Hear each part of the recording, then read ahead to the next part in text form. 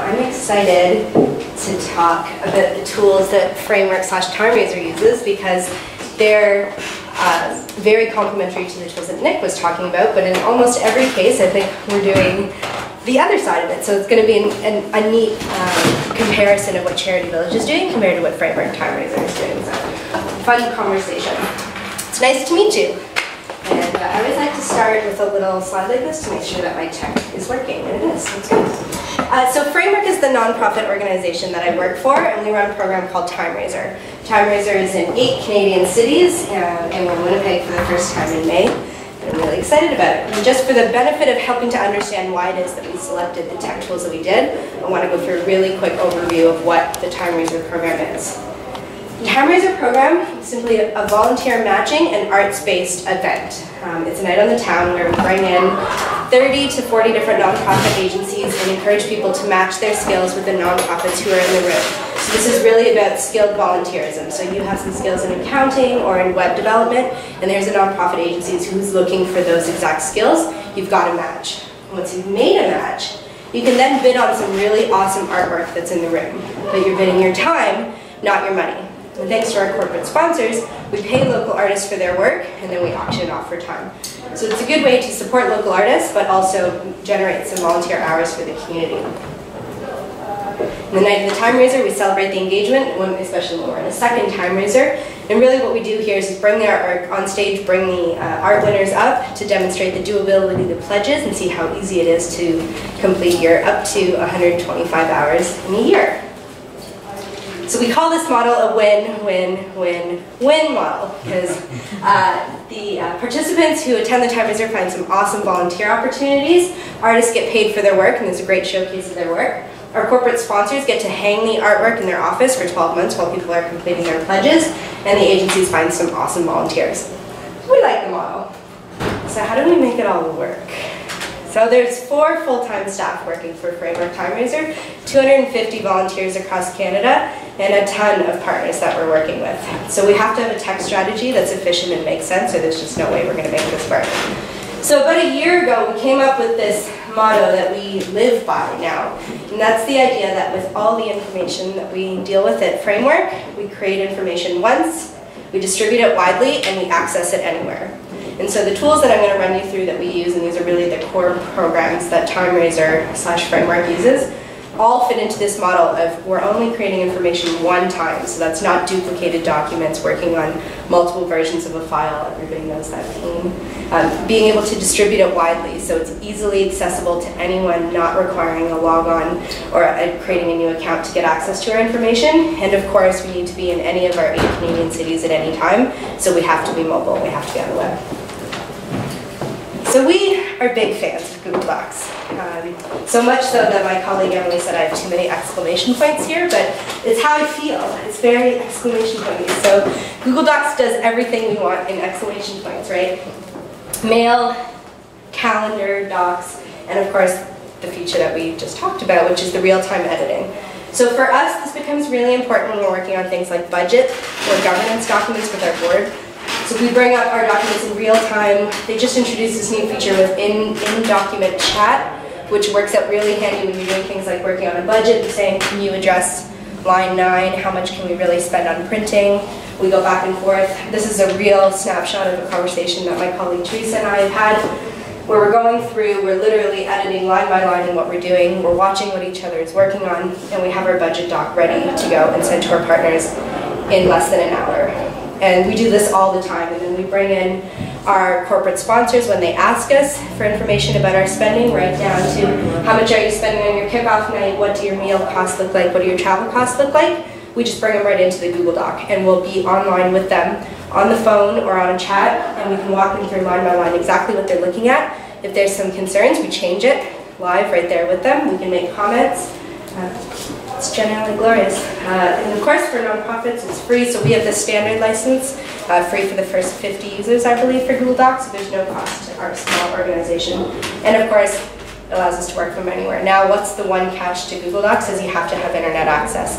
So if you notice, I've got my little Rogers stick here that allows me to have internet. I also tether from my iPhone sometimes, which allows me to make sure that I always have internet, but there are times when internet goes down or it's just not working, and then I switch to either offline mode if I can, or I just shut down.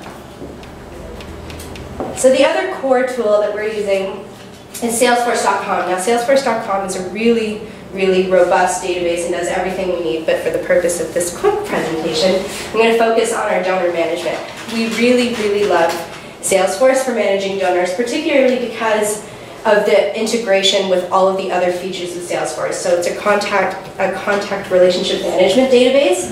We're tracking the emails sent to our donors. We can track things like the probability of a proposal, when it was submitted, how much the donation is for, is this a carryover from a previous year? This is information that all our staff have access to. So it means that everybody knows what's happening with our donations at all times. If there's a question that comes in from a potential sponsor or an existing sponsor, we can look up the information, we can see what was the last transaction that happened, what was the last information, did they get invited to the time raiser, which one and when, did they get the special guest invite, no, better send it.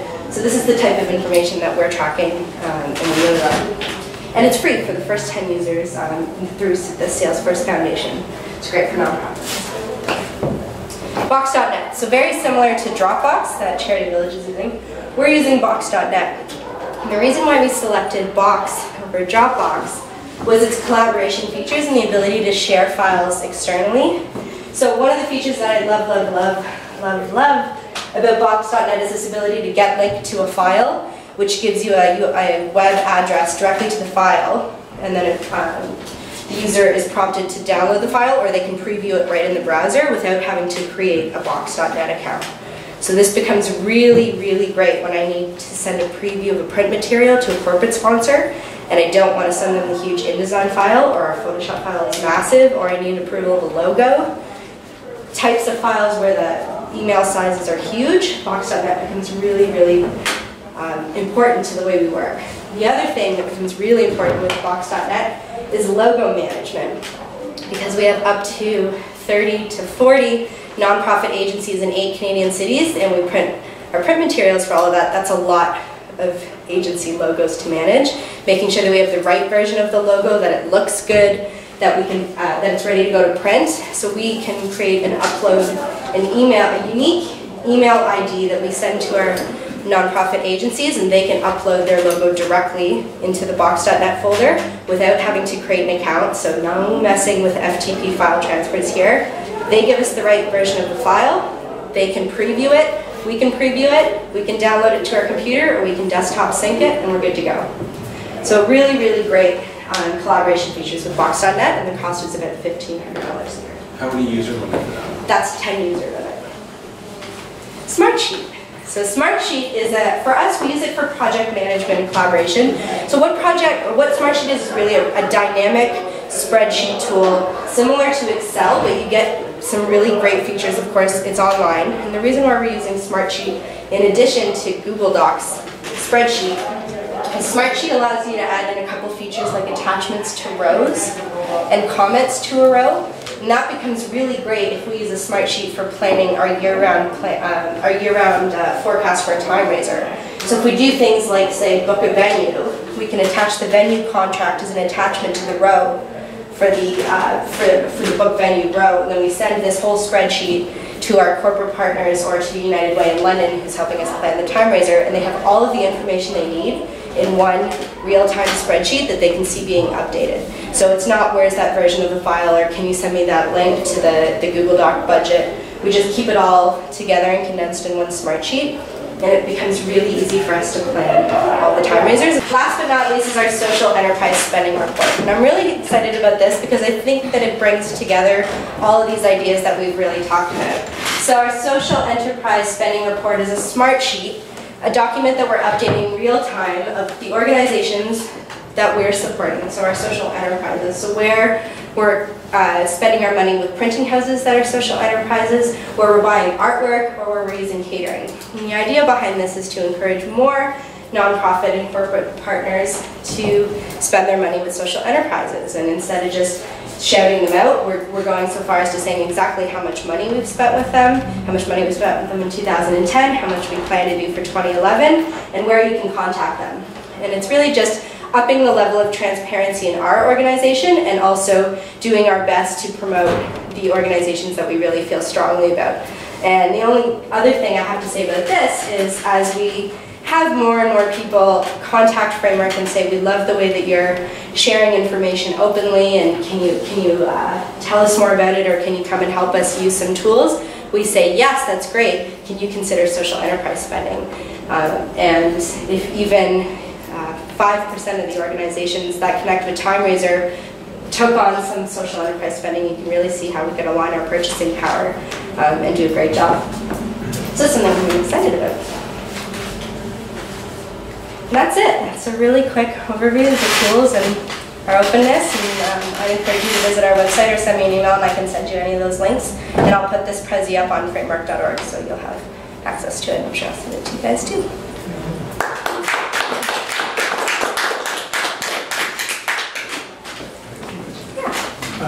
Does Anil do all the integration work? Like someone has to be responsible for making sure all the tools do work together.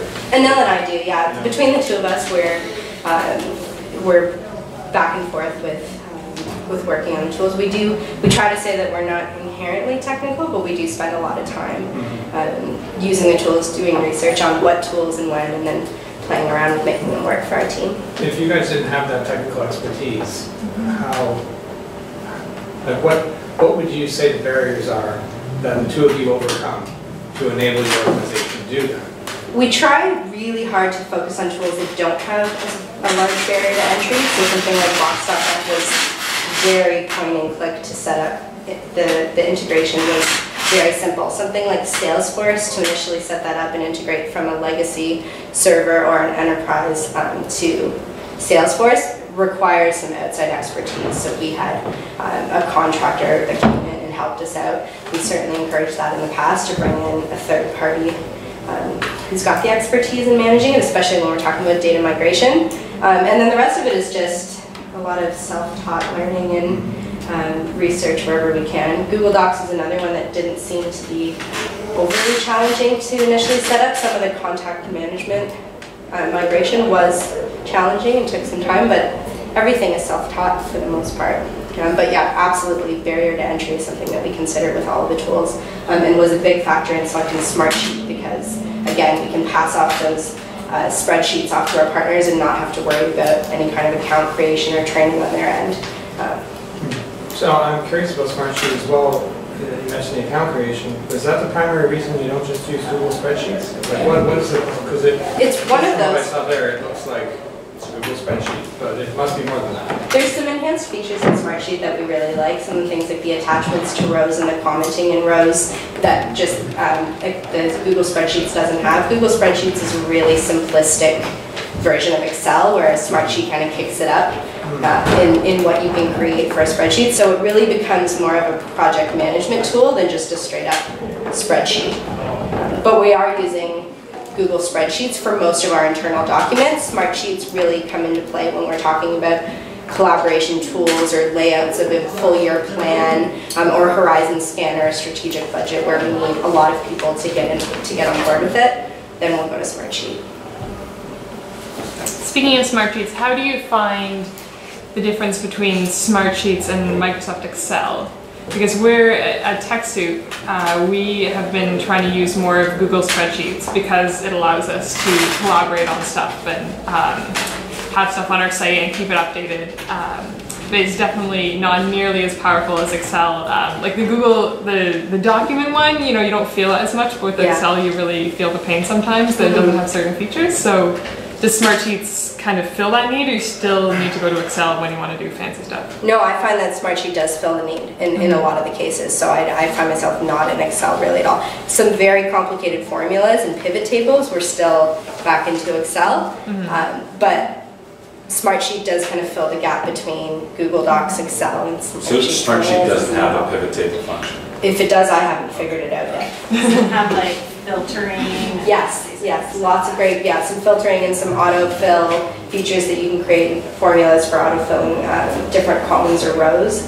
And a lot of the attachments to rows and the commenting to us is really helpful. And being able to publish it and embed it on a website, which you can do with Google Docs, is great. And invite people without an account, also great. So do you use Smartsheets for data analysis? Like sometimes you do need to write simple programs, like you do that in Excel to analyze data. Is that something that you can do in Smartsheet?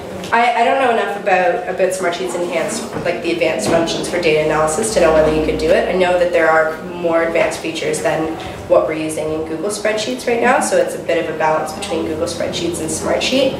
But for the most part, we haven't really needed to be in Excel at all, save for some pivot table work. Yeah?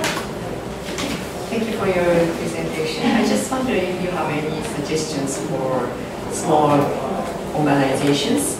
Usually, small organizations have like a challenge to keep up with all these technological developments. Absolutely. And the capacity is very limited. Absolutely. So, do you have any suggestions or any advice?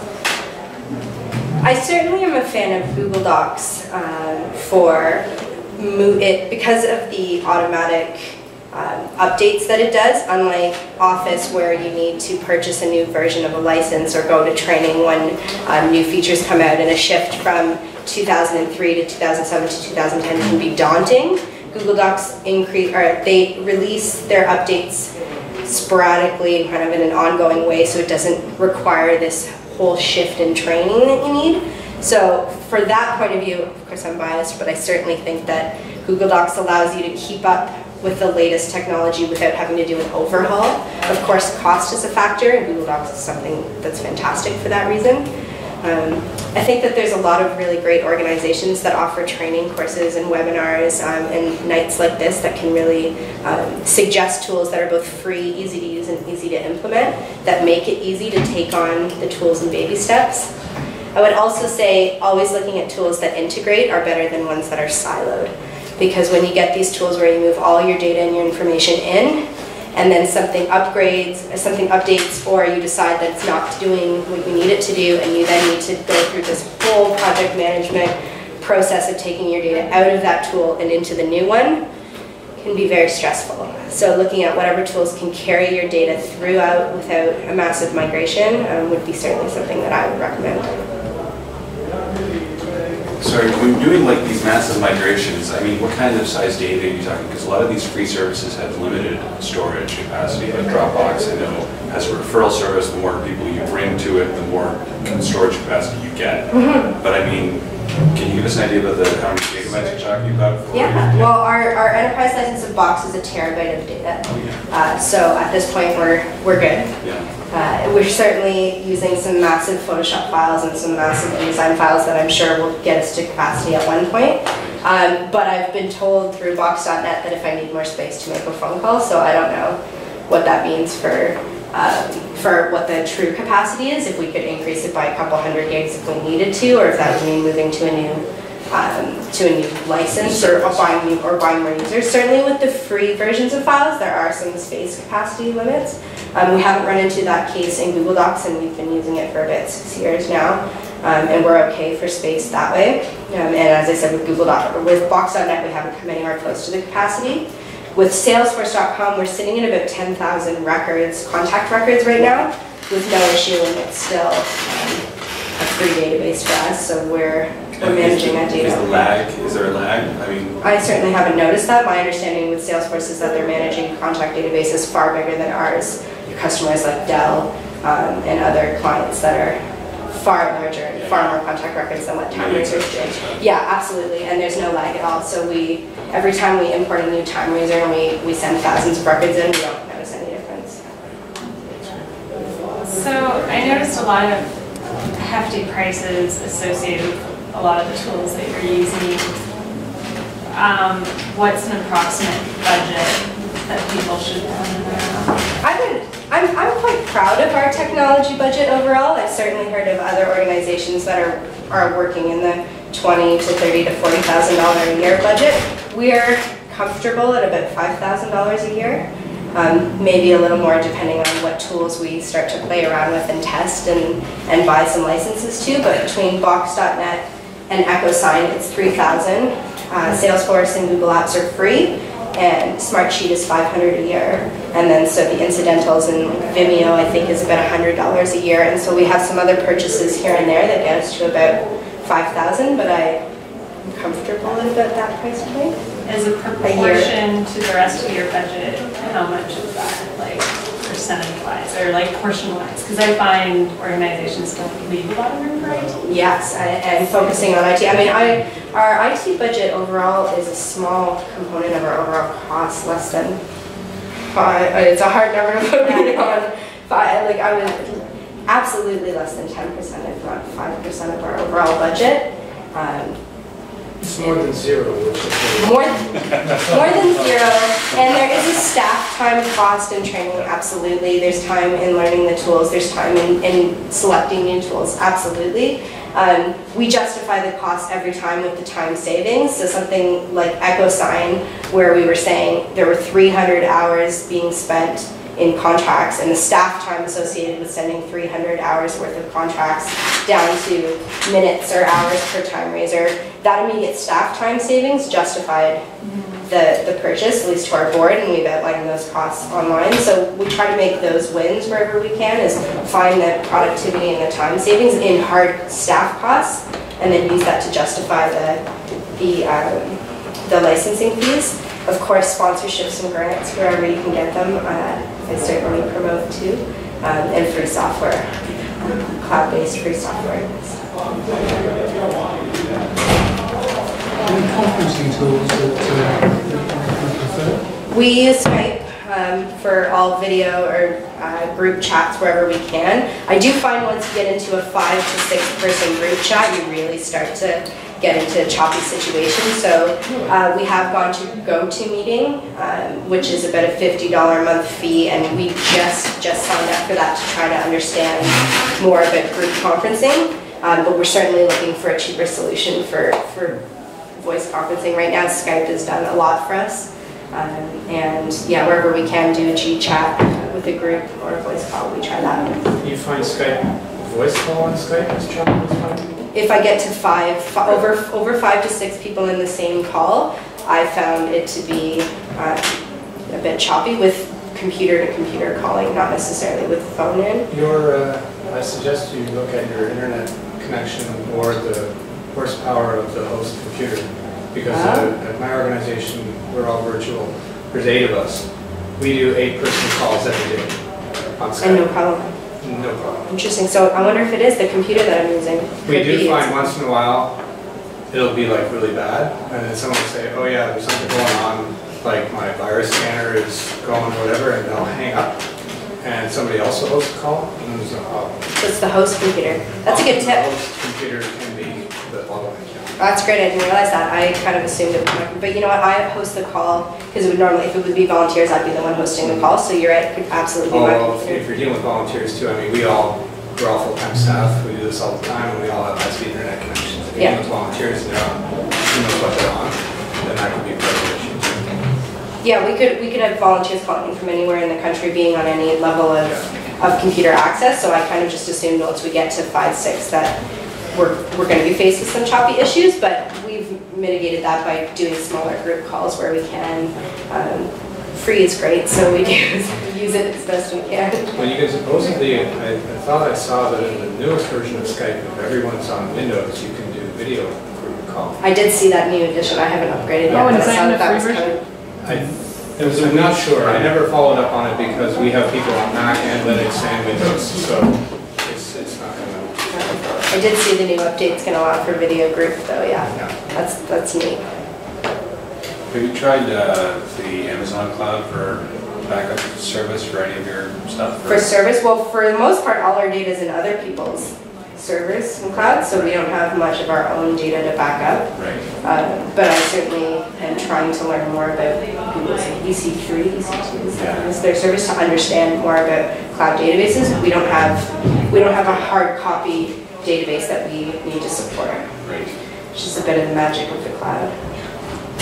The Amazon services are more for developers. Like if you need that resource because you are running your own server or writing your own database app or something. Like it's we have nothing in-house. It's like apples and oranges compared to Salesforce. Yeah. You would never migrate from sales tools to Amazon's service. Thank you. Oh, sorry. Just one comment. It's unbelievable, I think, the way that you integrated that with 4 people.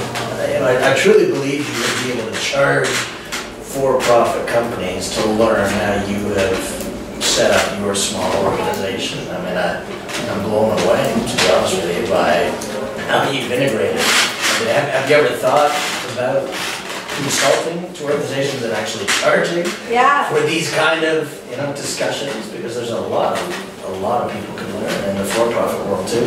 Thank you. We certainly have heard that feedback before, that to just the idea of sharing out and what that looks like.